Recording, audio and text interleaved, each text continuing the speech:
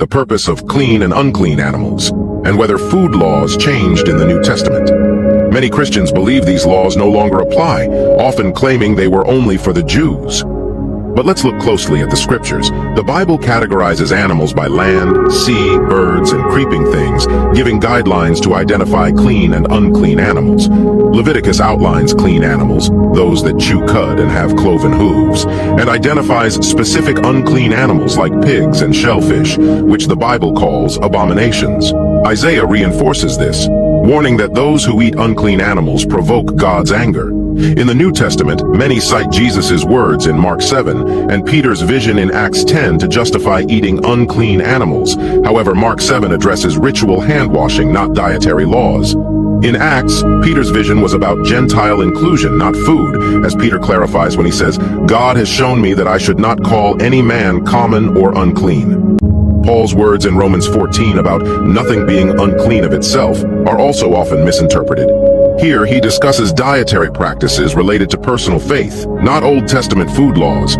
Clean and unclean animals were established to set apart God's people, and Jesus upheld these commands, saying, "He came not to abolish the law, but to fulfill it." Eating clean foods is an act of worship and gratitude. God provided a variety of foods, asking us to avoid those he deems unclean.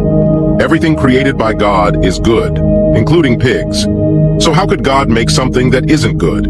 It's impossible. However, in the Old Testament, specifically in Leviticus 11, God instructs the Israelites about which animals they can and cannot eat. Among these, he forbids eating the pig because its hoof is not split. But this isn't just about animals. The Bible, both Old and New Testaments, is God's salvific message to humanity. When God speaks about animals, birds, or trees, he's giving us spiritual lessons. The instruction not to eat pig refers to something much deeper. The word eat here symbolizes mixing.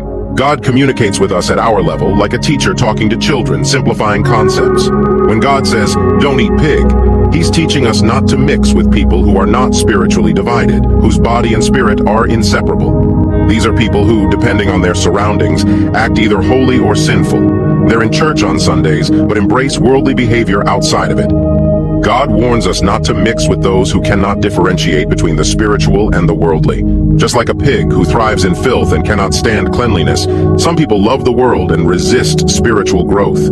Their eyes are set on the world, never lifting them towards heaven. In contrast, those whose hoof is split, meaning they show a clear distinction between their spiritual and worldly sides, are safe to befriend.